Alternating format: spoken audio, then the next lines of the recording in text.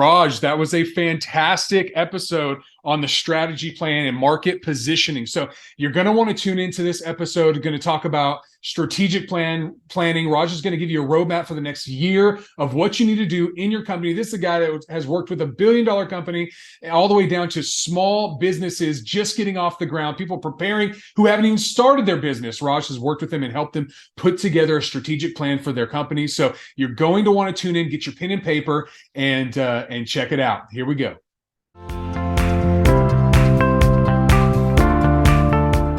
All right, Raj.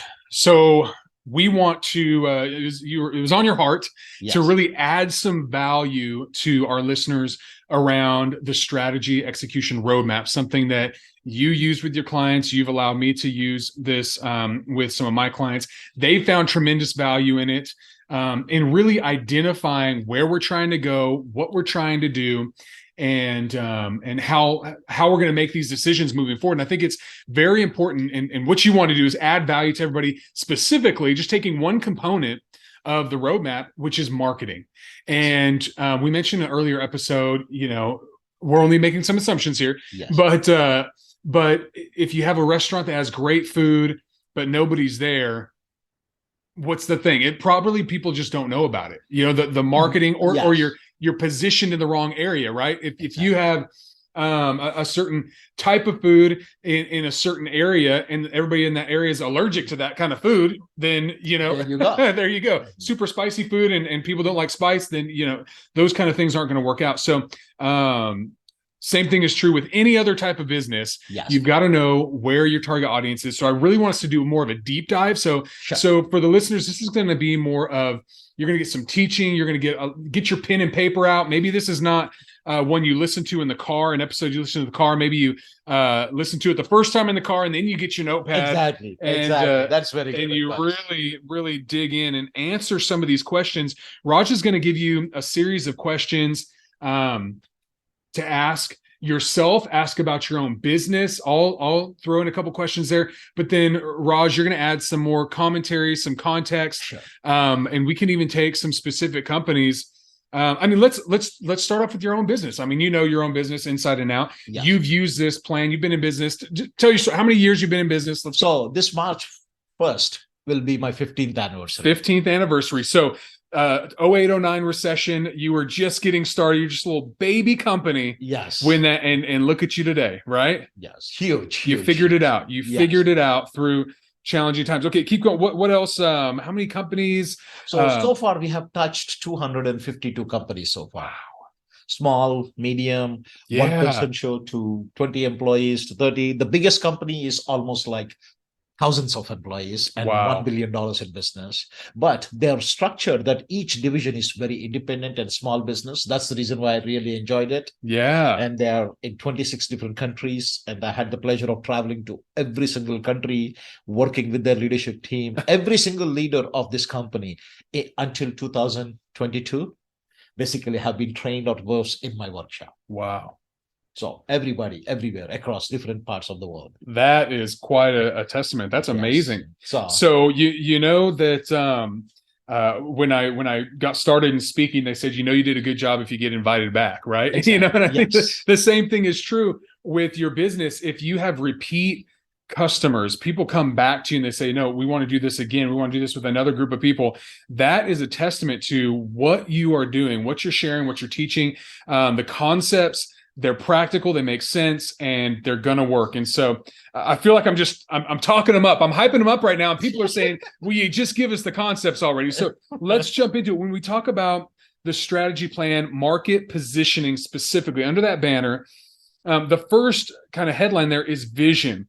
Where do we want to go in simple terms? So that's kind of the question, but peel another layer or two off the onion on that. So the vision piece of it is basically everybody has to be always forward thinking. As an entrepreneur, you are growth oriented, forward thinking. And something that drives you. So for me, the vision, and I'll tell you two versions of my vision. The initial version for me was I wanted to work with the small and medium sized market, and I want to work with 1,000 entrepreneurs. Okay. And each entrepreneur, I want to add a value of at least $1 million. Either they grow their business by million, save $1 million, whatever it is. Wow. Because I do different things for them. So and I said, if one person has a vision of delivering $1 billion of economic value, for me, that was a huge target. Yeah, yeah. And today, we have worked with only 253, 254 customers, but the value delivered is over 400 million already. Wow. So I am very, very happy with it. Yeah. And now I have a couple of people working with me and stuff. And we just finished our planning last month.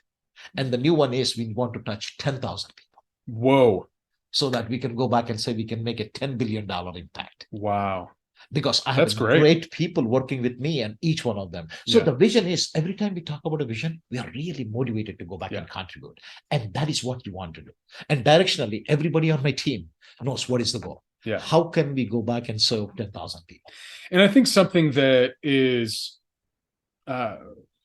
interesting when I've spoken about this with you, a lot of times the metric we use to measure the impact in a small business is that revenue number, is that, are we making an impact in the revenue area? It could be other things, but ultimately you do want to calculate it. There has to be, because that's the motivation, right? At the end of the day, we all have desires for our family, for those that we care about, and those desires take money many of the times, right? Yes. And the second part of it, I really focus on revenue.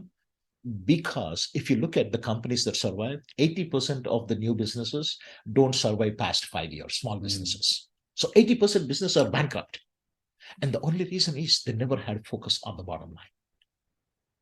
They're focused on their passion or just the operation, making sure they execute well, or they have a good product, but not necessarily on the revenue, which it's vital. It's vital. And that is the only economic engine will give you the amount of money to pump into the business to scale and grow.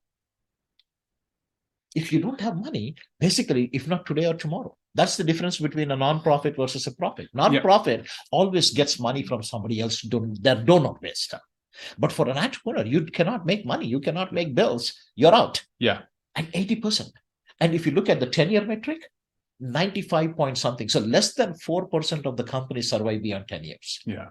And that was the reason why I said, you know what, people like it, people don't like it. But that is like, you can have the world's best car. If you don't have the fuel, if you don't have gas in it, it doesn't matter. Yeah. And for me, the businesses, cash is something like that. Yeah. And that's the reason why I always go back and look at it metric from that perspective. Well, and we all come from different backgrounds, and I came from the nonprofit world. My dad has been a pastor for 45 years.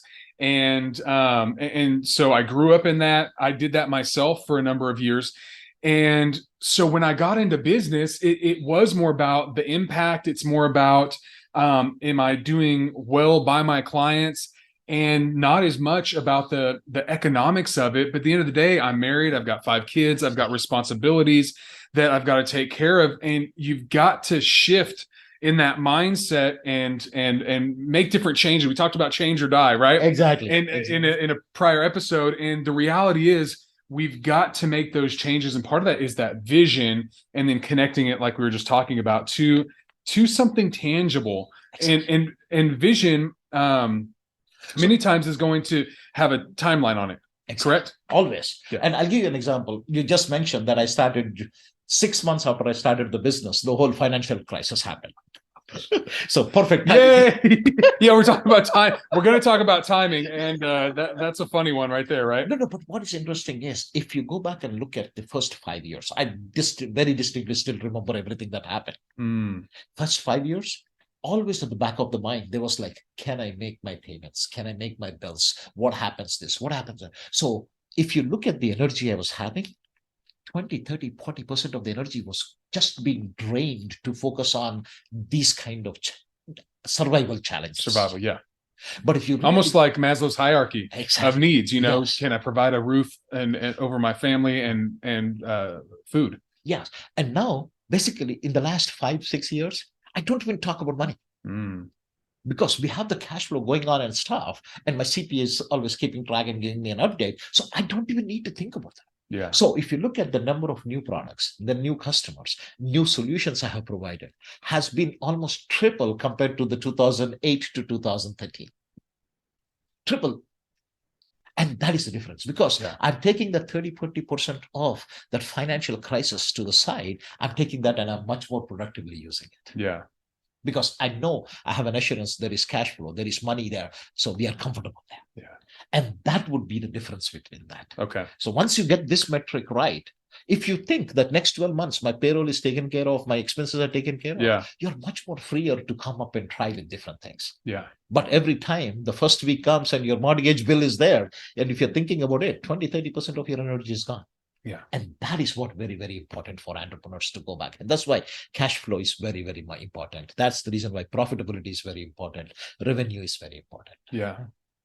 That's great. That's great. So the reality is, more than likely, if you're starting as an entrepreneur, you're going to go through a time like that, though. Yes. You're going to go through a time. So we're not, nobody's getting down on people if you're in that stage. It's a reality of it, but you want to pull out of that as quickly as possible. And part of that is pricing right, and is making sure that you're not cutting yourself short in how you go to market and how you position yourselves. And then also that you're communicating something that you say all the time to me is have you communicated the value of what you're bringing? Yes. Not how much it costs, but the value that you're bringing to the organization. And I think that's key. And that's all part of that vision. Exactly. Is what is that value you're bringing to the marketplace? Yes, that's very, very critical. So how about this one? And for us in our line of work, it's probably different than a lot of businesses. But the sandbox, the geographical area of customers, for us, we can be international pretty easily through a meeting online, or travel if necessary. But for some of the businesses that you work with, more local businesses, that geographic sandbox, for instance, a mortgage company. A mortgage company, they have options. How do you have that conversation with the clients that you've worked with? Think of a client that you've worked with in a type of industry. What does this look like? See, one of the things is fundamentally the definition of a sandbox has changed. Okay. The internet, since the widespread use of internet from the early 2000 to today, there's been a systematic change. Yeah. Large scale systematic change. That is what everybody has to be familiar with in the stuff. And the way I tell people your sandbox is, are you able to go back and influence? That would be your sandbox. Okay. Do you have enough resources to work in the influence? So right now, for me, I work with several groups, but most of my group is coming from my LinkedIn connections. Okay. So I spend money on LinkedIn. I do whatever I need to do on LinkedIn. And whoever comes with me, that is my sandbox. Yeah. So if you look at my customer base. And let me say this, if you want to connect with Raj, his LinkedIn profile is in the show notes, and so you can find it there. But so basically, the biggest part of it from piece of it is, what is the sandbox you're playing? Are you able to establish relationships, and are your customers there for you to work and grow? Like, I'm a mentor for an entrepreneurship program at Stanford University. I've been doing this for the last 5 years. Yeah. And all of the people I'm dealing with are entrepreneurs.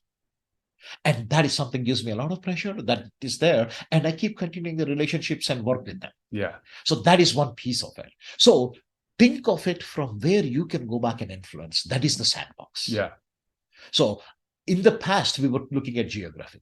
Yes. If you're talking about a restaurant, if you're talking about some of the a service, if you are a masseuse, then you're probably going to be limited to, if you're a car detailing company, you're limited to a certain area. Exactly. HVAC. Yeah, HVAC, exactly. All of those people are region. Very regional. Yeah, and they might even have certain agreements that they have to stay in a region. Exactly. And you might have that. You might have a company where I know of companies that have done like senior care and hospice type stuff, and they buy the license to a certain region. Exactly. That's when we're talking about what is your geographical sandbox, that's what we're talking about. Now, it might be, do we get into, let me ask this, do we get into industry specific in the sandbox as well? Do we talk about that? Depending on your products and services. Okay. See, some products, like for me, I work with small and medium-sized companies. Mm-hmm. So for me, industry is neutral. Okay. It doesn't matter. But if I have a client who's an HVAC, yeah, for him, basically it is very, very specific. Yeah. He's only Are they commercial or are they residential? Exactly. Right. There are only two things. And Yeah. this person is completely 100% residential. Mhm. So he doesn't deal with any commercial at all. He just deals with residential. So he has to be located and be comfortable with, are there enough residential properties? Then you have companies that are probably just new build versus servicing. Yeah. Else. So each one of those things. So that is how you start going back and defining. Yeah. Like a chiropractor. Yeah. Basically, nobody's going to fly in from somewhere else to come, or you fly in unless you are in one of those very 1%, a fraction of a percent in the whole world that's the best ever. Exactly. Yeah. But they have to be geographically. Who is your competition? How many people are there? How many people go back and believe in chiropractic? Yeah. A lot of those things come into picture. Yeah. So it cannot be one way of defining it. You need to go back and really understand that. And that is one thing I tell people is, if you have an experienced business coach or a mentor or somebody to work with, you can think through all of those things, but bring them early enough. Yeah. One of the things what I have seen in a lot of people, and I have made the same mistake, is if I go back and start again, I would have got a mentor upfront just when I started the business. Yeah. I waited for almost 5 years before I got one. Wow. And I lost a lot of valuable time. Yeah. And it's very interesting. I have 2 clients right now. They're still employed. They don't even have a business. They have a concept. Yeah. And they're saying, Raj, I'm going to work with you for 12 months before even I jump into the business. So a different personality style, different probably than us. Yes. But you know what? He's building up his thing. So I have a database of 4,000 people who follow me. He's not even started a business and he has already 2,000 people. Gotcha. So when he jumps into the business, the solution is already done. So he's doing a lot of upfront work with an experienced coach next to him. Yeah. So he's spending a little more money than he needed to right now, but he's going to see a lot of benefits next year when he becomes a full-time business person. Yeah. And that is what, when are you bringing the right person to go back and work with you? Yeah. We can think about it. We can read from books. We can do a lot of things. But just having one expert next to us to go back and think through, in a couple of hours, you can learn a lot more. Yeah. That's what I say. Pick up whoever you like, whoever you trust, and work with somebody. Yeah. I'd love for you on LinkedIn. We were talking about it. Put the hashtag Raj and Drew strategy planning and tell us, did you think through these ideas? Exactly. Did you think through these questions before you started your business? If you did you find value in it? If you did not, do you wish you had? And tell us on LinkedIn, tag us in that, let us know. We would love to hear and kind of get some conversation around that, because it's so important when you talk about that. And even just knowing ourselves, and I want to talk about this more in subsequent episodes, but when it comes to understanding how you kind of show up in the world. Yes. Are you just run out there and I'll figure it out along the way? Okay, know that about yourself and have some people around your life that you allow to kind of speak into your life. Hey, is this one of those things I should just run out and be bold and courageous with? Or is this one of those things I need to pause for a moment, reflect, and put together a clear plan? And if you're on the other end of things, that you're slow to act, you need to have people around you that can light a fire underneath you to take action. Well, we're all on different things. And part of that process of growing as an entrepreneur, as a leader, is to have that self-awareness and understanding of your style and the benefits of it, but also if it's taken to its extreme, sometimes there can be challenges with it. Yes. But again, basically, one of the biggest things we learn about this is, if you want to fail fast. Yeah.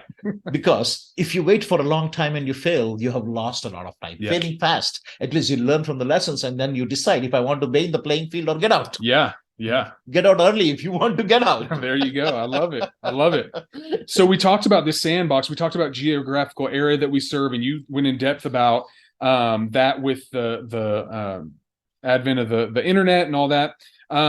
Target customer segments. We kind of discussed that. Do we need to talk some more about target customer? I want to go back and make a specific point. Okay. Because if I go back and look at, basically, especially in the services industry, hey, I'm a coach, I can serve anybody. Yeah. But if you go back and look at the sandbox, can you reach everybody? Yeah. And that was the big dilemma. In the first 5 years, I did not survive because I have not identified. I said, you know what? I have the skill set to serve anybody. Mm-hmm. So look at a Fortune 50 company. I come from there. Yeah. I was a senior executive there, and I worked there for so many years. So I can bring a lot of value to that. Yeah. But is that the value I want to play there? I take a small business person, I can go back and add value them as well. Yeah. But in my research, when I started working with everybody else, I was much more motivated and I really delivered much more value when I directly met the entrepreneur and started helping them. Yeah.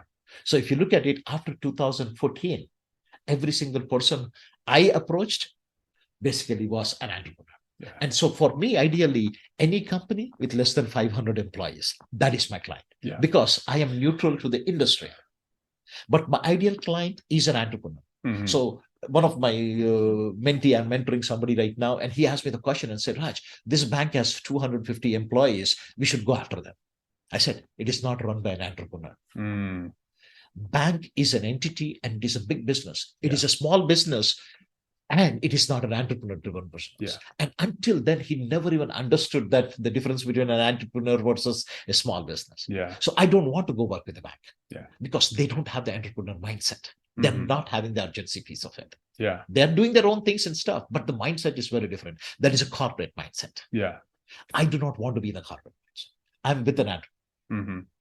Well, and sometimes to kind of counter what I mentioned a few minutes ago, sometimes you need to go out there and practice until you figure out who that ideal client is. 100%. No, sometimes 100%. You just need to get out there, you need to test. And if you can do that testing while you're still employed somewhere else, or while there is some security, I think that's great. I think businesses that start as a side hustle are fantastic if you can do it, if you can make it happen. If you can make it happen. I mean, it takes a lot of energy and effort because you have a full-time job and doing this. So you have to give in somewhere else. So your entertainment or some of the hobbies or some of the other pleasure. Or there needs to be an agreement if you have a partner, that, hey, this is what we're doing for a season to try it out. And very important. I mean, as an entrepreneur, there's got to be agreement with the key stakeholders in your life, that they're in agreement, they understand that there are sacrifices that have to be made to and I just want to add one more point to that piece of it here is when you're talking about that piece of it, right? 80% you want to identify the ideal, 20% you want to be what we call the experimentation zone. Okay. So a little R&D on the side on of the it and stuff. And that can be like, you know what? I want to provide this. And this is not my client, but this is my client. Yeah. Oh, let us test it. So what I tell you is like basically Alan Rees, he wrote the book, what was that book? Lean Startup. Okay. So in a fantastic book. And he says, everybody waits until the product is perfect. He says, no. Do a minimum viable product. Give it to your customers. Test it. Let them give you feedback. Let them give you negative, positive. It doesn't matter. Yeah. But do that feedback. And we need to do that. Even for the ideal customer, we need to try that. Yeah, so I had a chance to go back and work with 3 major Fortune 100 companies in the last couple of years. Okay. We did go and speak to them. But you know what? I went and something in me told me that was not the ideal thing. So I just recommended somebody else and politely walked out of that deal. But if somebody says about something, a small business, I jump on it right now. Yeah. So sometimes it is the alignment also, what you're providing and how much are you connected with them. Yeah, that's good. So I love to go work with small businesses. Again, remember, they're one of the toughest people to work with, entrepreneurs, because they have passion. And that's the reason why they're entrepreneurs. Yeah. So it takes a lot of things. But you know what? That is the challenge I love. Yeah. So every single person, they need to identify that and keep on asking that question constantly. That is where, again, the change or die comes is 5 years from today. Is this your ideal customer or not? Yeah.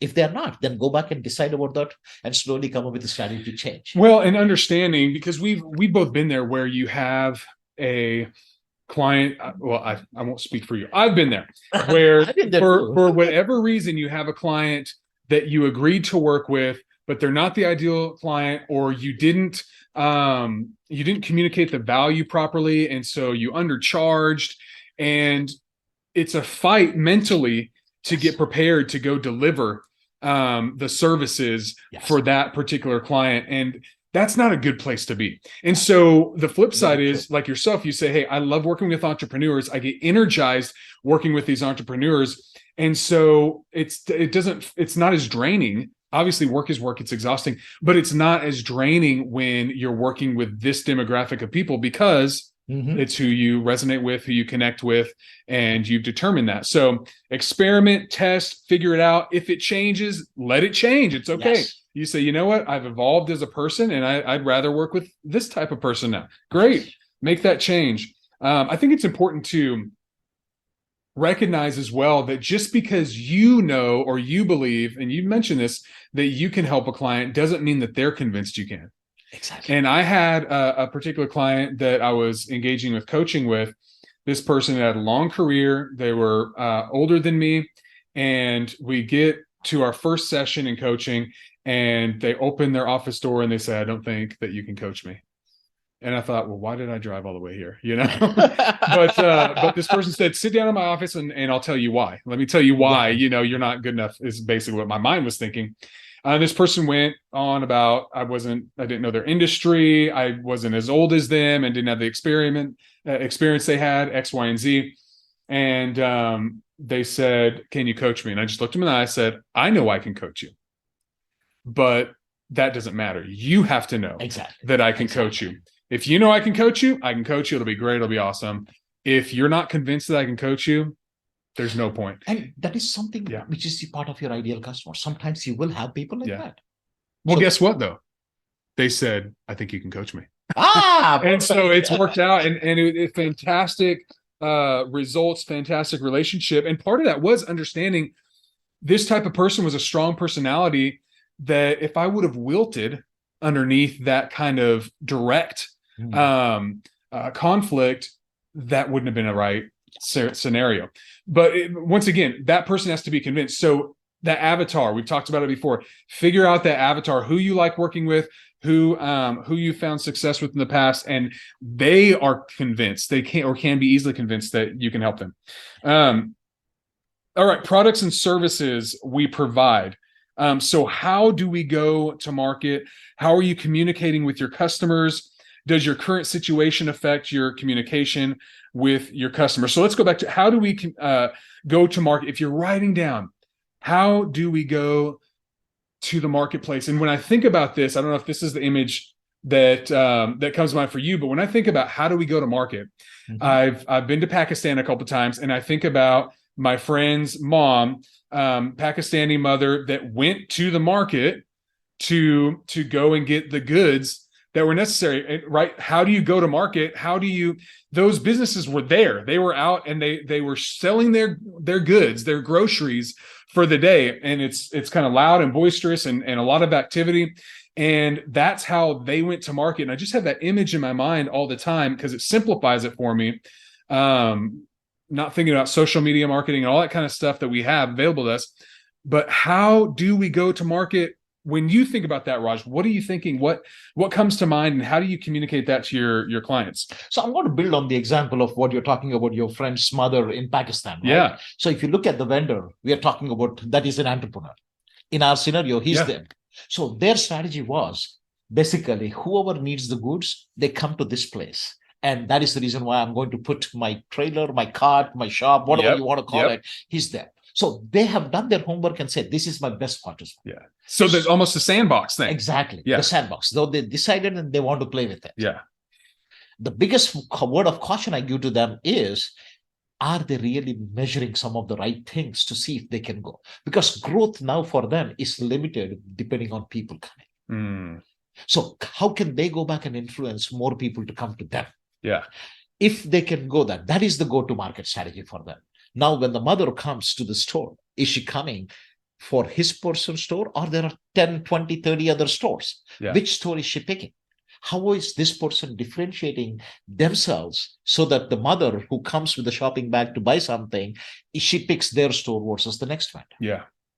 Well, and to counter that, just as I'm reflecting on my experience, there was another gentleman, he's the only one that I remember, but he would walk the streets with, a few dozen eggs, and he would call out down the street. So his strategy, how he went to market, was different. He said, I don't want to be where everybody's at. Exactly. I want to differentiate, and I'm going to be the one guy that goes to your doorstep. Yes. So that is the guy saying, I will make it easy for you to buy from me. It's almost like an Amazon approach. Exactly. I will make it very easy for you to approach. So each one of the vendors has to look at it from that. Yeah. So now talk about services business, right?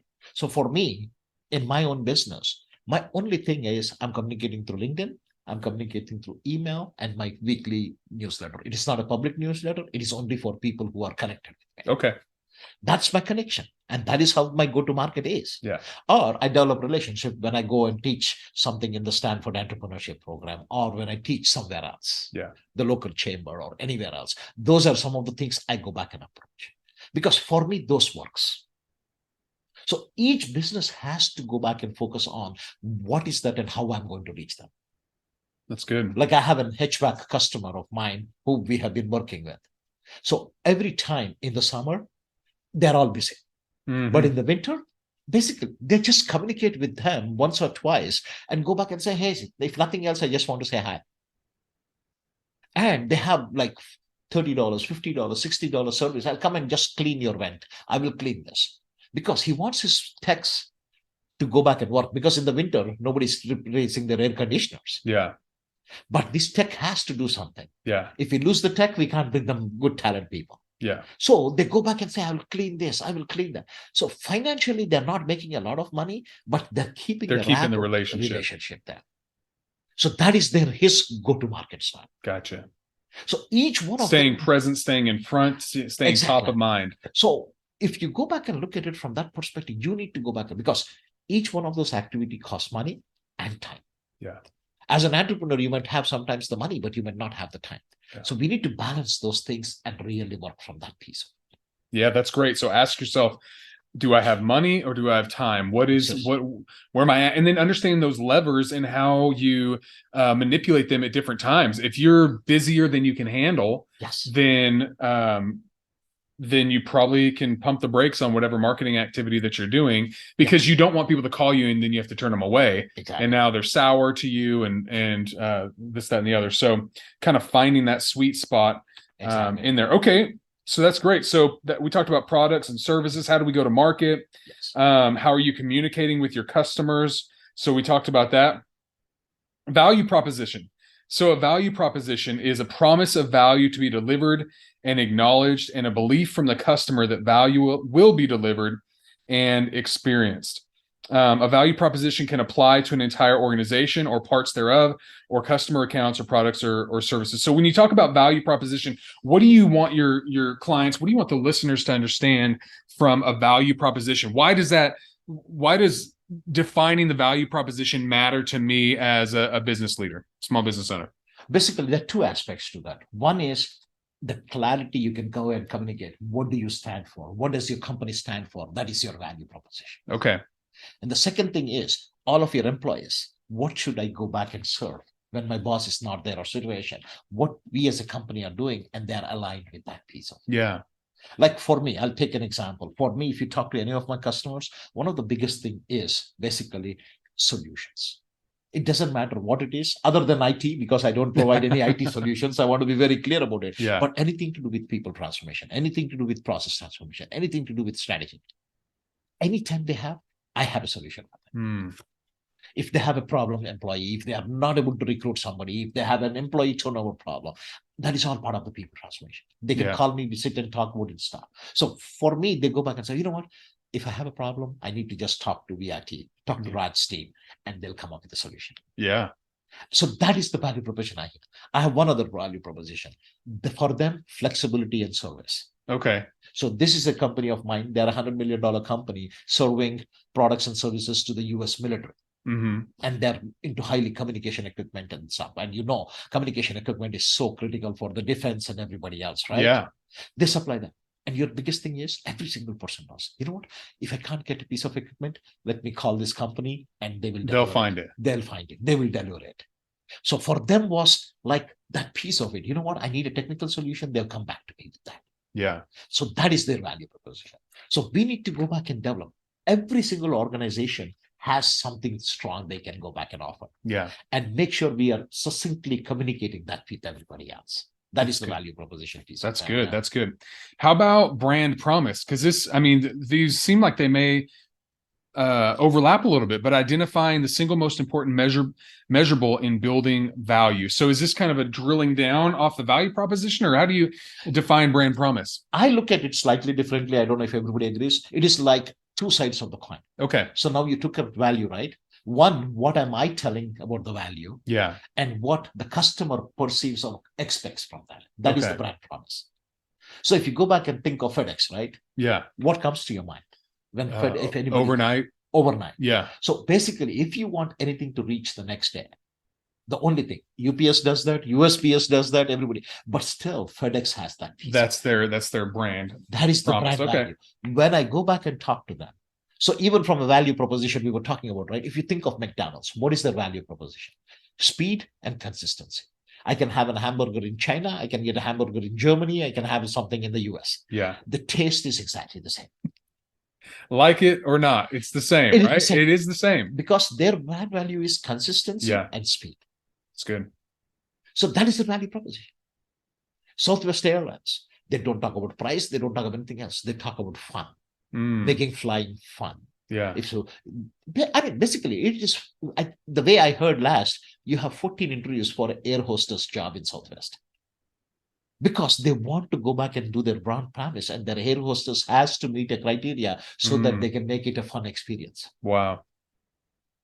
There are people who got $500,000 salaries, jobs with 2 interviews, but you can't get into Southwest without 14 interviews. That is wild. So, but that is how they're preserving it. Yeah. So that is this part of it. So brand value is when a consumer is thinking about using your product, what is that they're expecting? And so we define that so that we can work towards that. Exactly. Like anything with the strategy, having that vision is we're going to define it now so that we can work towards that and experience it. That's fantastic. Raj, what else do you want to talk about as we talk about the strategy plan? We really kind of dove deep on market positioning. This is just really one component of, I mean, we break down and we go into how we measuring 3-year goals, 1-year goals, and then even break it down into quarterly objectives and initiatives. So what else do you want to talk about as it relates to this strategy roadmap? So there are 3 things I want to bring to that. Okay. And basically, one is think about what is that you want to accomplish in the next 12 months. Be very, very clear. So some people call it a 1-year strategy plan. Some people call it an operating plan. Some people call it a budget. It doesn't matter what they call it. So just so everybody's clear, this is, if you're at home right now and it doesn't matter if it's January or if it's March, or I've worked with clients all different times and done this roadmap with them at different times in the year. You start this out and Raj is saying, hey, if you want to get clear on where you're trying to go as an organization, then just sit down and start planning the next 12 months. Exactly. Okay, so go from there. Go with that. So in the next 12 months, what you want to do is don't think of 3 to 5 initiatives. Initiatives are something that are a little bit bigger projects. Okay. That you want to focus on for the next 12 months. Yeah. So an example. I have a client, basically, they want to go back and really improve their healthcare business, serving their healthcare business. So they went and took 60% of the resources to growing that business in the next 12 months. Because they're very serious about it and they want to grow with it. And then took that into quarterly and say, you know what? I want this kind of a hospital, this kind of a healthcare system, this kind of a healthcare system. And first quarter, these are the things I'm going to work on. Second quarter, this is what I'm thinking. Third quarter, this is. And they put some metrics around it, and that's what they measure and monitor everything else. So it's breaking down the whole big rocks into little tiny stones and pebbles. The idea being, look, if you have a goal to have a membership program up and running in the next 12 months, well, then you need to, what do you need to do first? Define that, because there are things that maybe you do in January. We're in coming up on December right now, heading into January. Ideal time. Yeah. So there are things that you would do in January so that you're ready to do whatever it is that you can do in March, so that you're ready to do whatever it is you're going to do later on in the year in August, and so on and so forth, so that you can ultimately hit that goal. I did that with my book when I wrote. I had to finish writing the book. Then I had to get the book edited. Then I had to go to market with the book, right? How are people going to get it? How are people going to find out about it? And there's all these steps, and they're sequential. And so you have to figure that out. And part of that is putting together a plan of ultimately where you want to be. And then I won't jump ahead. You go, and I'll see. Basically, I want to do that. And as soon as you have your goals and everything, right? Yeah. A lot of people miss that. there is something called a SWOT analysis. Yes. Strengths, weaknesses, opportunities, and threats. Yeah. So every experience I have seen in the companies, they do a SWOT in generic. Yes. And they put it on the shelf, and then they don't do anything with it for the next 12 months. So what I do is, as soon as you have your 1 year goals, I go back and say, specifically to your 1 year goals, what are your strengths? Why do you think you're going to accomplish this? Do you really have the strengths? Yeah. And what are your weaknesses? And strengths and weaknesses are internal. Internal. So those are things that you can control. Yes. They're internal to your organization. Yes. So last year, I looked at my business. I wanted to grow. I knew I could grow, and I had a lot of strengths, but there was one weakness. It was because I didn't have enough resources to market my products and services. There are not enough people who know what I'm doing. Yeah. And the first action was, if I want to go there, I need to make sure that weakness. And guess what? I went back and hired one of the best marketing guys. It took me 4 months to find the right person, and we got him. And after that, growth was not an issue. So we're taking and doing it with a fine-tooth comb, getting into the nitty-gritty. And we need to be very, very candid. A lot of people do it at a surface level. Oh, this is a strength. Yeah. And I said, how is this a strength? You still are not able to meet some of the customers. You're not even able to send your email weekly on a right time. How can that be a strength? Yeah. So that is still a weakness. You know what? You are doing that because it is somebody's part-time job in the company. They have so many other responsibilities. This is a part-time person. So those are the kind of discussions we need to have. And then going back and say, hey, I want to grow my business by $2 million. What are the threats for that? Is there any governmental threat? Any new law coming into that? Is there a new competitor coming into your market? Somebody else coming into that? Or what are the opportunities? Somebody else is missing out of this. Or is there a new development coming that you can provide a new service? More people moving to the area, exactly. Whatever the case is. Those two are external. Yeah. But for 1 year goal, I specifically tell them to do a SWOT analysis, and based on that, take the right actions. That's good. That's good. And what I was thinking of, this is something you mentioned earlier, finding a mentor. Exactly. Under those, after you do the SWOT analysis, you really need to take time, or you define the goal. You need to figure out who's already living my dream, right? Who has already done what I'm trying to do, because they have a roadmap, they have a plan, they have a way, and it might be outdated and needs some updating here and there, but you're going to get so much further along if you can find someone, a coach, a mentor, a consultant, whatever the case is, around you that has done what you're trying to do and is strong, or a component of it, and they can help advise you, get you thinking in a way that you wouldn't think otherwise, based on that. So that is the 1 year piece of it. That's good. And the same thing I would do is with a 3 year plan. And then I would do a separate SWOT for 3 years. Okay. So my strength for 1 year might be a weakness for 3 years. Because for 1 year, I might be a $25 million company. 3 years, I want to be a $40 million company. And suddenly my strength, you know what? I really don't have HR to recruit 40 more people. I don't have marketing to go back and get me 30% more business. Yeah. I can get 10% for the next year, but I can't get 40%. So you do the SWOT again realistically for the 3 year plan, and then do the exact same thing, and then start mitigating. You don't need to hire all the people what you need for 3 years, but you have milestones set up and say, you know what? Next year I need to grow 40%. I need 3 people here. And the year after that, I need to grow another 30%, and I need 4 people there. So at least you're already looking at it, and there is a plan around that. Yeah. So those are the 2 very, very critical things that we need to do. And the third piece, which is everything, is having a plan in place to measure and monitor that on a regular frequency. A minimum, I would say, monthly. Okay. And that is where I go back and call the execution reviews. Yeah. So I have a strategy, I have the metrics, but I'm looking at it. So a lot of entrepreneurs go focus and say, hey, what is my cash flow? Did I make my revenue? I was supposed to make $500,000 this month. Did I make it or not? Yeah. That's great. But what about your other projects? What are the other initiatives? What is happening with them? When you were thinking more long-term, not just in a day-to-day, what were you thinking, and what have you made the steps to move towards it? I think so often people will start, they'll put down the plan, they'll put down the strategy, but then they don't do those execution check-ins, and then they fail. And then especially if they have a leadership team, they feel guilty, or they feel uncomfortable about, I don't want to talk about it now because I've kind of dropped the ball on it. And I would just tell anybody, hey, your team, like anything in leadership, right? Our team already knows our failures. Yes. They just are concerned and they wonder, do you know them, right? Like, do you know where you failed? Do you know where you fell short? And so we've got to just be upfront, straightforward with it and say, hey, we kind of dropped the ball at this, but let's try to make up time. Let's shorten the timeline and try to figure it out. Exactly. Why not? Exactly.